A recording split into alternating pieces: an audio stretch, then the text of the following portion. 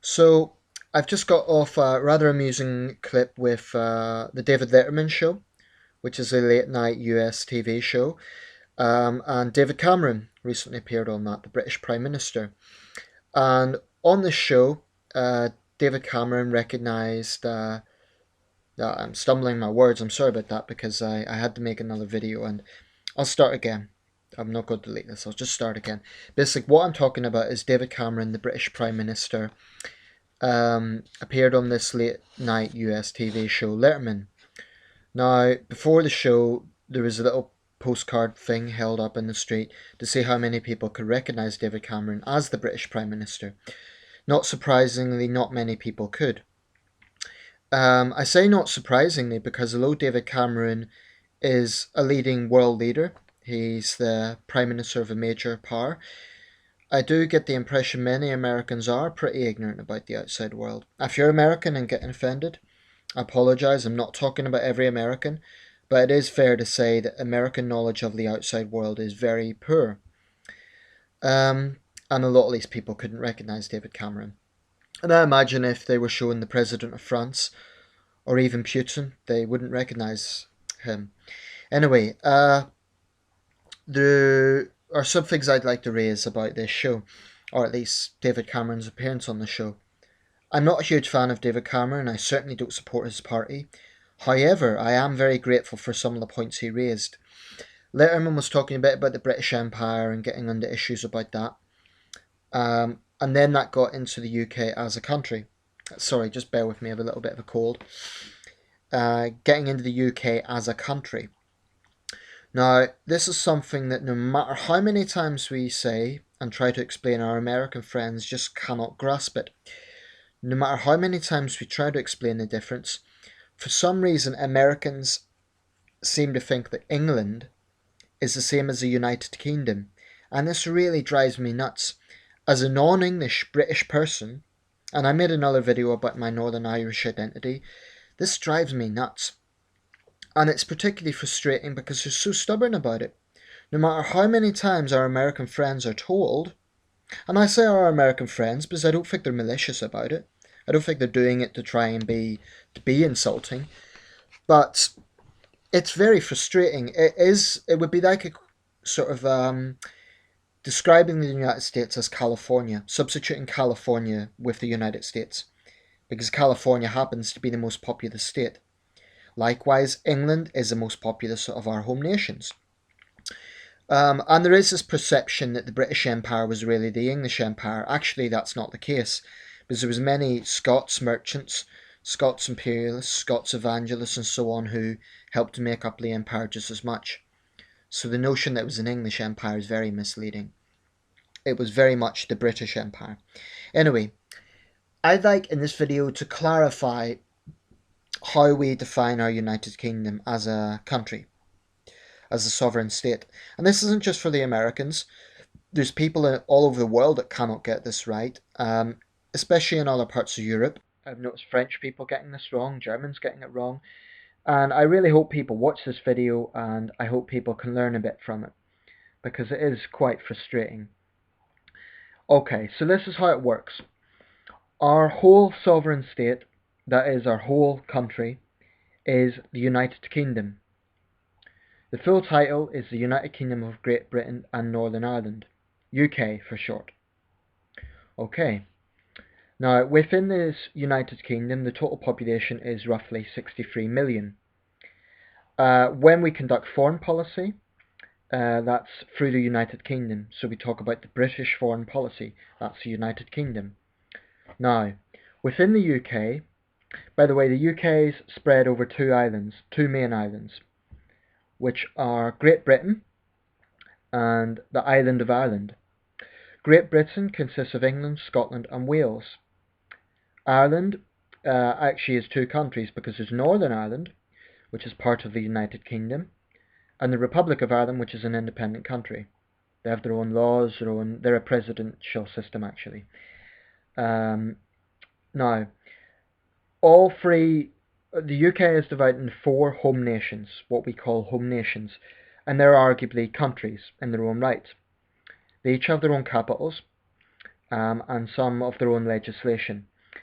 And those four home nations are England, Scotland, Northern Ireland, and Wales. By far the largest in both population and size is England. England has a population of about 51 million out of the total 63 million, so the bulk of British people do live in England. By extension, I think that's where this confusion stems from, especially Americans tend to substitute UK with England. But they're forgetting Scotland, Wales and Northern Ireland, which are also part of the UK. They're not part of England, they're part of the UK. And that's the fundamental difference. Anyone from Northern Ireland, England, Scotland or Wales can describe themselves as British. And they can also describe themselves as English, Scottish, Welsh and Northern Irish. I am British because I'm from one of those home nations, but I'm not English. And again, to use that parallel, somebody from California can describe themselves as American, but they can also describe themselves as Californian. Now, someone from Iowa, which is a much smaller state in population, would describe themselves as American, but they would not describe themselves as Californian. So the same principle applies. If you're from England, you can describe yourself as English, but you're also British. But someone from Scotland is not going to describe themselves as English, but they can describe themselves as British, as a part of the British Union. So basically what we have is one country divided into four countries. Those four countries are England, Scotland, Wales and Northern Ireland, what we call the four home nations. And outside that we also have something called crown dependencies, which is a little bit like what Puerto Rico is to the United States, a sort of dependency. It's got a large degree of autonomy, but it still comes under the crown. And an example is the Isle of Man. That's not part of the United Kingdom, but comes under the crown. It's a crown dependency. Then we also have the Commonwealth countries, which are completely independent countries. They have their own governments, their own laws, etc. But they have a system modelled very similar to the Westminster system. And examples are Canada, Australia, New Zealand, Jamaica, and altogether there's 16 countries that come under the Commonwealth realm. Then the Commonwealth of Nations is wider. That's basically the former British Empire. That includes countries like India, Pakistan, and a number of other countries, which no longer share our Queen. They're republics. They no longer share the Queen, but they're still part of the Commonwealth, which is the former British Empire. And that's a sort of body similar to the EU or the ASEAN or so on. It's a family of countries with some mutually agreed principles and so on, but it's made up of the former British Empire. So basically that's it. One United Kingdom, four home nations. If you're not sure which part of the UK someone is from, don't call them English. Even though there's a strong chance they will be English, if you say that to a Scottish person or a Welsh person or a Northern Irish person, that can be construed as offensive, as a slight. British is a completely acceptable term. Some people actually find that term offensive, but in my opinion those people are being ridiculous, because that is what we are. The British Union represents that union of the four home nations, especially England and Scotland. Our passport, I'll just show you, 1 second, just bear with me, I'll get a British passport. Okay, this is a United Kingdom passport. This is my passport. And obviously the writing's going to be back to front. I'm not sure if that makes any difference. No, can't really do that anyway. What it says is European Union, United Kingdom of Great Britain and Northern Ireland. Okay, and this is our passport. And inside you can see I was much younger then. That's my passport. It's a British passport. Now, in foreign policy, when we make decisions on foreign policy, that is as a collective British Union. So our foreign policy are not English decisions, they're British decisions. We are acting as one United Kingdom. Of course there'll be differences of opinion, because we're a democracy and people have different views, but the actual policy is a collective United Kingdom policy that's being put forward. There's some devolution, and for those who don't know the meaning of devolution, that means devolving power, granting a certain level of autonomy. And Northern Ireland, Scotland and Wales have their own parliaments, where there's a large degree of legislation is made. So, for example, the Scottish education system, the Scottish legal system is different from England and Wales. Northern Ireland is, again, it's different. England is actually the only one of the four home nations that doesn't have its own parliament, and that's something of a controversial issue. Each four of the four home nations has its own capital. The capital of England is London, the capital of Scotland is Edinburgh, the capital of Northern Ireland is Belfast, and the capital of Wales is Cardiff. But the collective capital is London, so when we say the capital of the UK, it is London. Now, the Queen, she is the sovereign of the United Kingdom and Commonwealth realm. She's not Queen of England, no such thing exists. In the same way, David Cameron is not Prime Minister of England. England doesn't have a Prime Minister. He is the Prime Minister of the United Kingdom of Great Britain and Northern Ireland. Or you could just say the British Prime Minister. But Scotland, Northern Ireland and Wales each have their own First Ministers as well. I appreciate this is quite complicated, and some of the complication stems from the fact that British people themselves make it complicated. Especially a lot of English people, frankly, take the arrogant view that they and they alone represent the UK. And they'll talk about, when they're talking about England, they're referring to something that's in the context of the whole UK, and they will say England. So I do believe that from some English people, there is a certain Anglocentrism, which is very arrogant. But then again, you get Scots nationalists and Welsh nationalists and so on. There are people who want to break up our union. I'm staunchly against that, and I'll make another video about that. At the moment, the trend is actually going against that. Most people want our union to remain. In 2014, there's going to be a big referendum to see if Scotland will become independent or not. At the moment, the trend is against independence because a lot of people don't see it as economically viable, among other reasons. But, you know, there are two sides to that debate. I'm staunchly on the union side. I believe in the United Kingdom. I believe this is a great nation. This is my nation.